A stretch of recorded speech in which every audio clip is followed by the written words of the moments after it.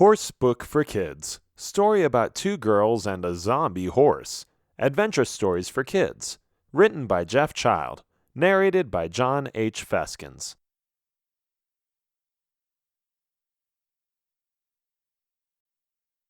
Introduction. Diana and Daphne are friends. They both love horses. They both love the outdoors, and nothing seems to go wrong.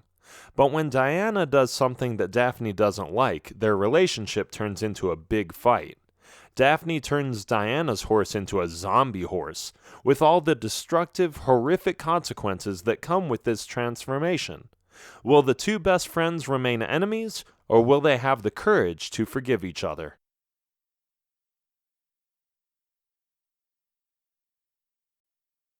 Chapter 1. Hairbrush.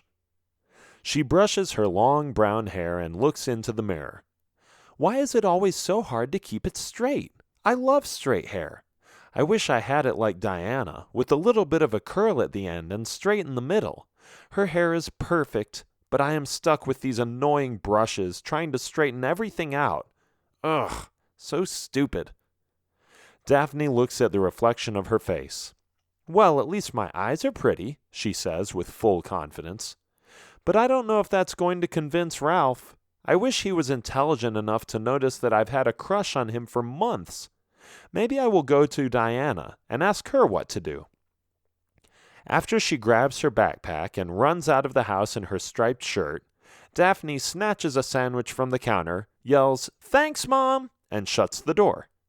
She hurries to the home of her best friend Diana, who has agreed to see her and talk about stuff. They love to talk, these two girls, and they can go on and on for a long time. One time it was after midnight and they totally forgot the time. They talk about everything, looks, music, people, boys, but a lot of times they talk about horses. Diana and Daphne are horse girls, and they each have their own horse. Daphne is 11 years old. She got a horse from her dad, who has a decent job in the village where they live. Diana, on the other hand, is 13. She had to work hard to save up, but she claims that she doesn't envy her female friend for getting it for free. Daphne knocks on the front door, and Diana opens up. "Daphne, I'm glad you came early. Come in." "How have you been?" Daphne asks. "Not bad, not bad. Have you been noticing some boys lately?" Diana asks while giggling. "I still just like Ralph," Daphne says. "You already knew that." Suddenly she looks at Diana's hair and says, "Whoa, how did you do that?" "Do what?" Diana wants to know. "That thing with your hair. I was just thinking about it this morning. I don't know how you always get it the way you do." "Oh, you mean with the swirl and stuff?" Diana asks. "That's my little secret. Do you promise not to tell anyone?" "Sure, tell me." "I will show you. Come on, it's upstairs." Full of curiosity, Daphne follows her friend up the stairs and into her room. Diana bends over and moves some things around in her drawer. Then she gets a hairbrush from the bottom of the drawer and shows it to Daphne. "This is it," she says. "I don't understand," Daphne says. "What is so special about it?" "It's not just a hairbrush," Diana says, referring to the pink object in her hand. "It's a magical hairbrush." "Really?" "Yes," Diana says with a serious face. "It straightens your hair instantly." "Can I use it?" Daphne asks. "No, of course not." "Huh?" Daphne didn't expect this answer. She doesn't understand. "Why not?" she asks. "What's wrong with using your hairbrush?" "Like I said, it's a magical hairbrush, and it belongs to me. You use enough magic as it is." "What's that supposed to mean?" Daphne asks, feeling a little offended. "I finally have something that you don't, and now you want to have it too? No way. You have magic spells that make pearls appear, skeletons die, or turn in circles. I'm not good at any of those things. For some reason, you have a knack for magic. It's not fair. I have always been jealous of you, and now I have something that you can be jealous of. It's as simple as that." "I can't believe my ears," Daphne says.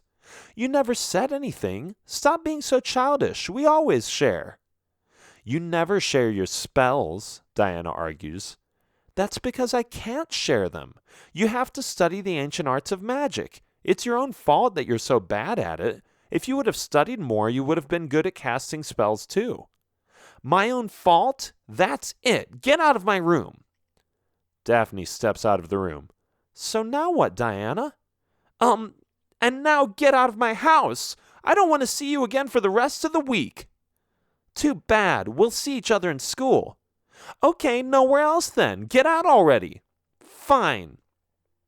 Daphne stomps as she descends down the stairs and slams the door. She is furious. She will avenge herself. That selfish Diana. She is going to pay. Why won't she just share her magical hairbrush with her? After all, her hair is always perfect. Doesn't she want her to have the same beauty? And how am I going to impress Ralph? She thinks out loud. My hair is messed up. He will notice. I can't let her do this to me. And she doesn't. That night, when it's dark, Daphne waits until her parents are downstairs and sneaks out of the upstairs window. She jumps down without hurting herself. Plof! Now, let's see how I can get into Diana's room without noticing, she thinks. She tiptoes to Diana's house and looks up. On the main floor, the lights are on, but on the second floor, there are no lights. Good, she thinks. She must be downstairs. Let's hope I am right. She climbs up, holding onto the drain pipe, and looks into Diana's dark bedroom. It seems like the coast is clear. Daphne opens the window and sneaks inside. Then she searches in the drawer and finds the hairbrush. Ha, she says, congratulating herself that she found it. Let's see whose hair will be perfect in the morning. After she jumps down, she runs back to her house, but she forgot to close the window.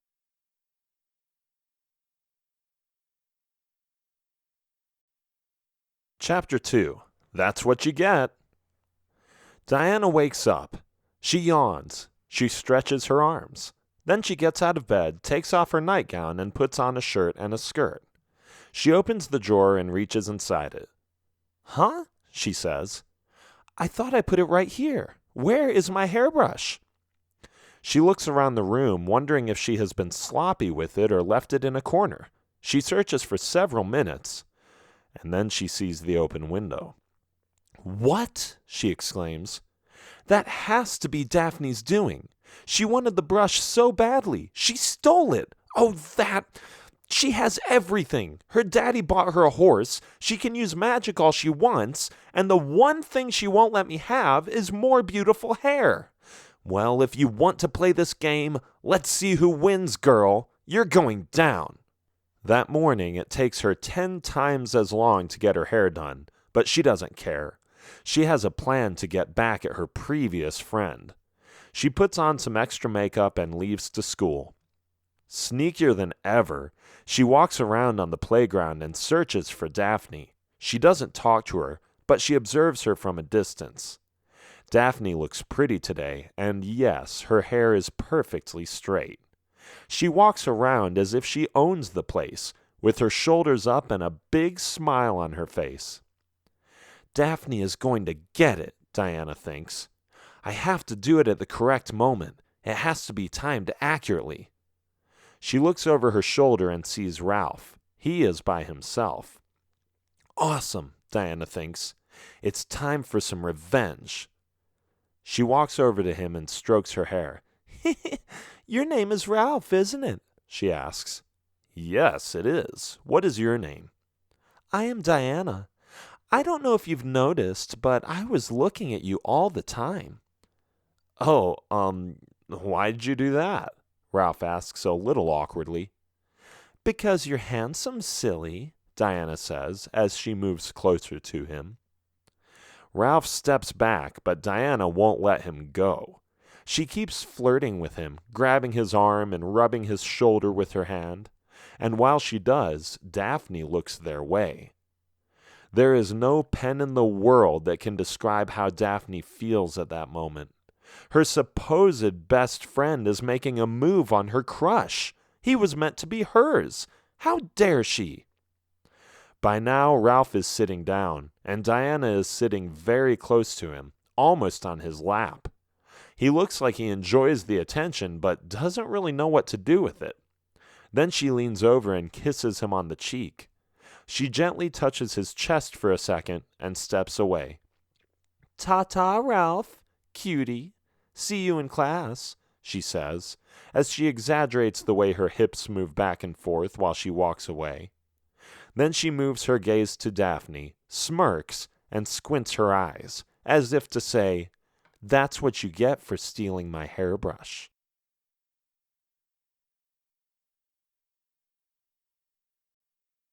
Chapter 3. Oh no you didn't.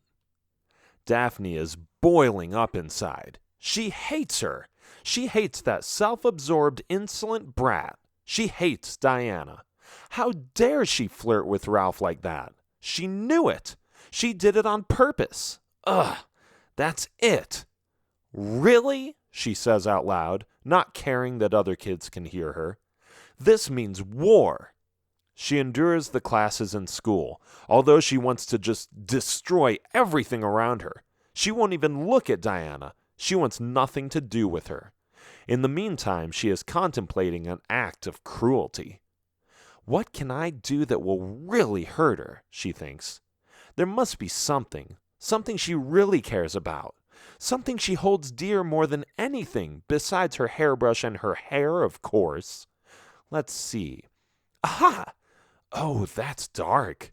That's mean. But she asked for it. She started it. After school, neither of them talk to each other. It's different than it used to be.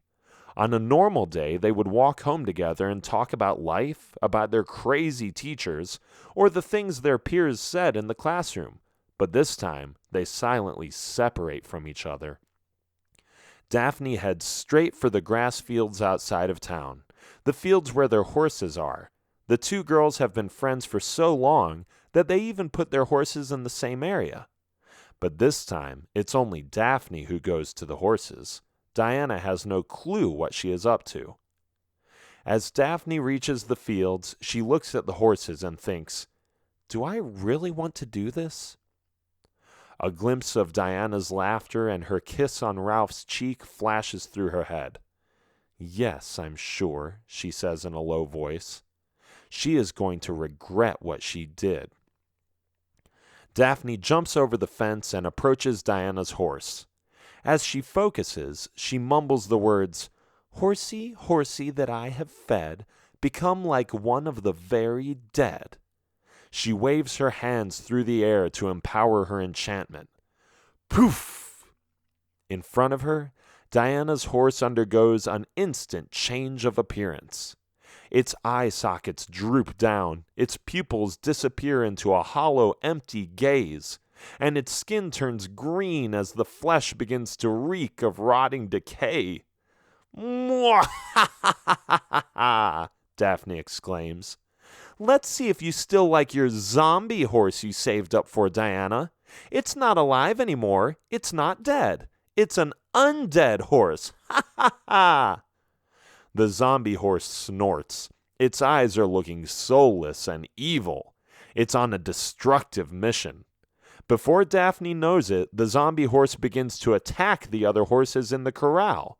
It runs at them and tries to kick them with its feet. "Uh-oh," Daphne says. "I didn't expect that. I better get out of here." She runs towards the fence and jumps back over it. Then she looks at what the zombie horse is doing. "No!" she screams. "What's it doing?" The guilt overcomes her as she realizes that the zombie horse is attacking her horse as well. Daphne's horse puts up some kind of a fight but then gives up. It runs away and jumps over the other side of the fence, disappearing into the mountains as it gallops away. "No! No, no, no, no, no! This was not supposed to happen," Daphne says in despair. "I wish I would have been more careful. Now I lost my own horse." However, the evil zombie horse isn't done yet.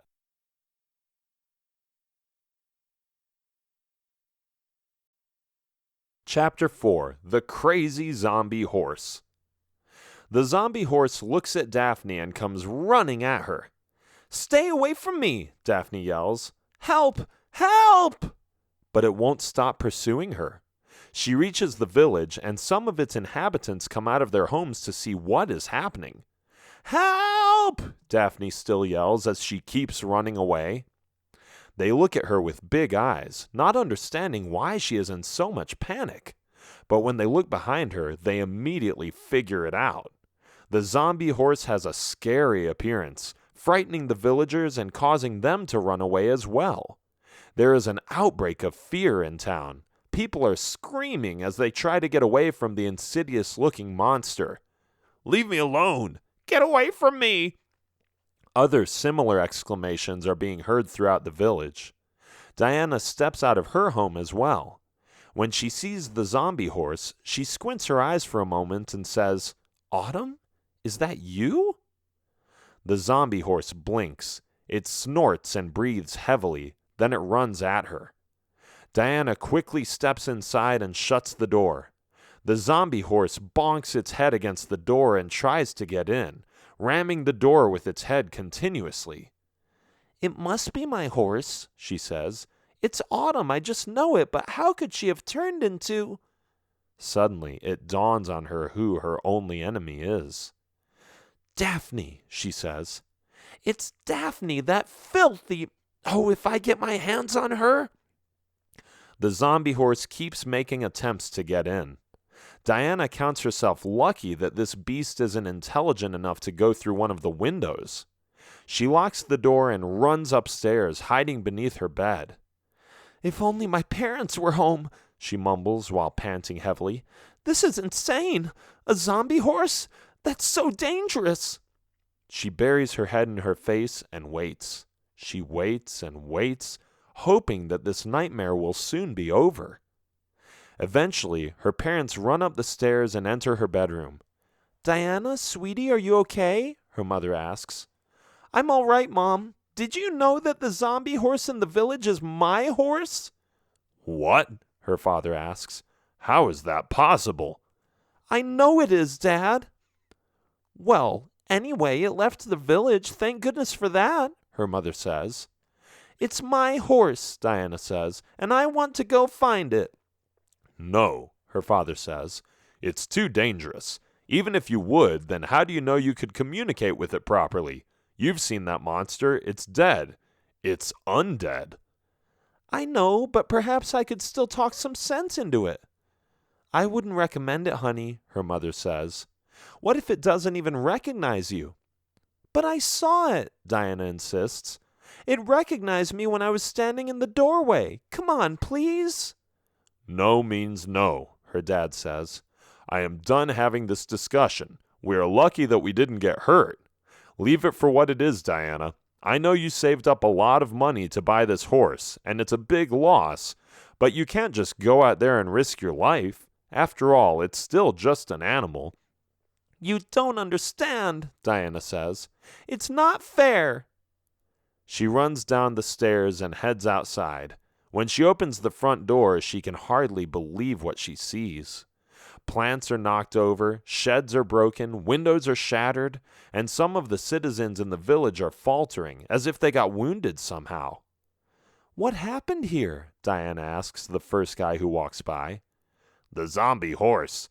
It destroyed a lot of stuff here. Some people got hurt, but no fatalities. It's a disaster, though. I am glad it's gone."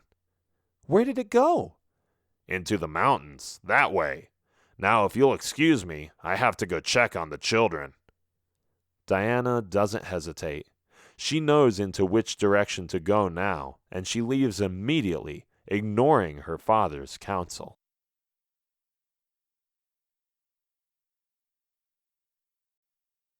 Chapter 5. Going After It. Daphne is sitting in the corner of an alley behind a trash can. She is shivering. She realizes that she didn't know what she was doing when she turned Diana's horse into a zombie horse. The effects are worse than she expected. What she actually wanted to do was to make it look ugly, smell bad, and have it stay the same way. The aggressive side has been an unpleasant surprise. When she looks up, she concludes that the danger is gone, and as she walks through the village, She is disgusted by the damage she has caused. "Oh my goodness," she says. "The horse did all this?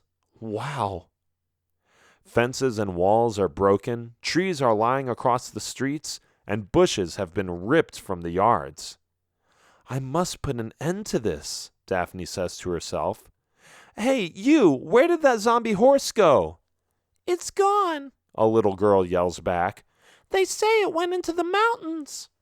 "Okay," Daphne says, "then that's where I'm going too." She hurries home and grabs some food without her parents noticing her. Then she runs into the open, hoping to find her own horse and the one she cursed. She walks for hours.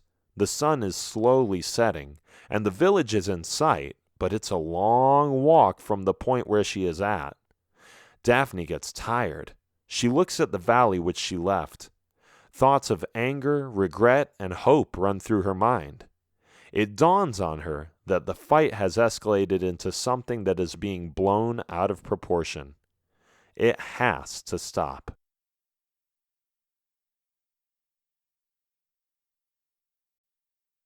Chapter 6: The Final Fight. Diana's journey is a long one as well. She realizes that when she sees the sun hide behind the mountains on the other side of the valley. It's getting dark, and it is beginning to rain.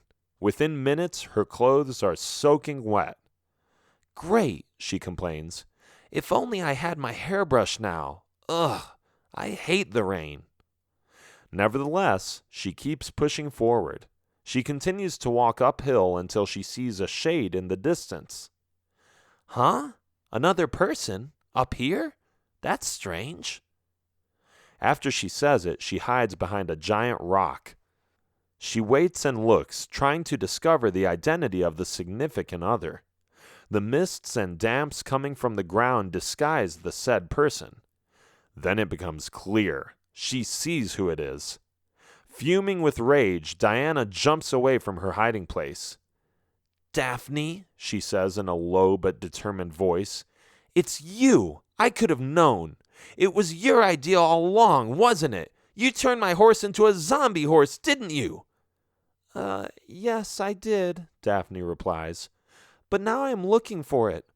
"Ha! That's the least you should do, you witch!" "Take that back. I am not a witch." "Oh, you're not a witch? Then what do you call cursing an innocent horse and turning it into a zombie? You are pure evil, Daphne, and you know it." Boom, boom, boom.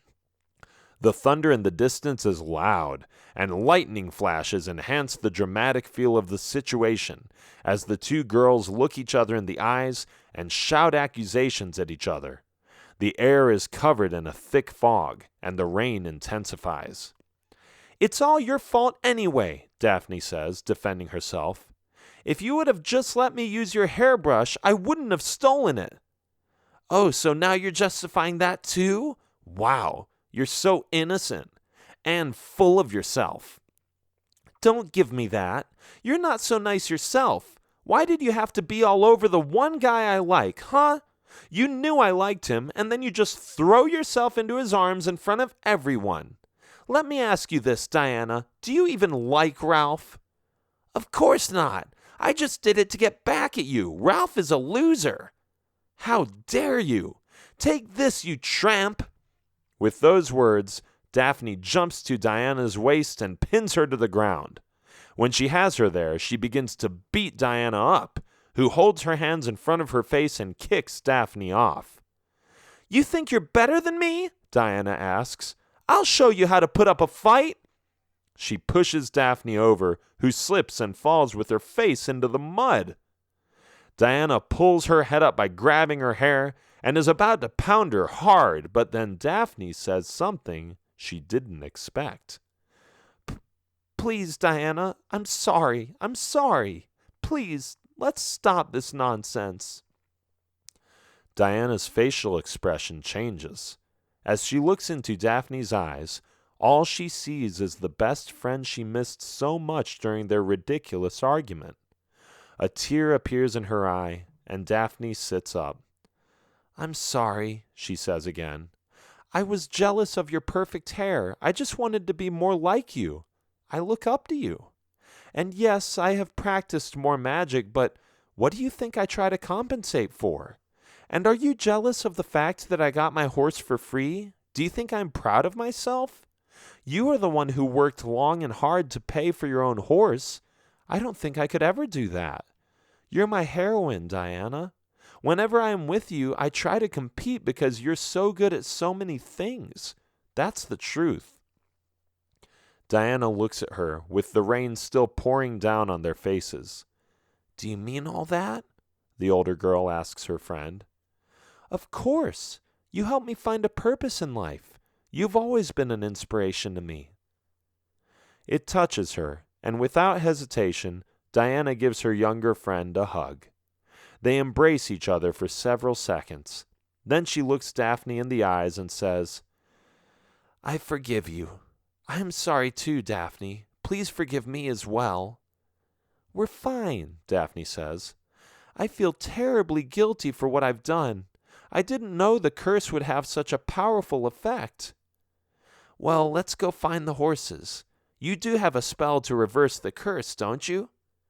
Yes, I do. I just didn't use it at the time I saw the zombie horse because I was so scared. They stand up and brush themselves off. When they see how pointless this is, since they are both covered in filthy mud, they begin to laugh. Their friendship has been restored. Now all they have to do is find those two animals.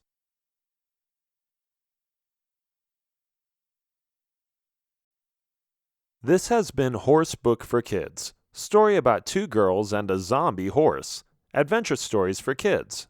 Written by Jeff Child. Narrated by John H. Feskins. Copyright 2017 by Jeff Child. Production copyright 2017 by Jeff Child.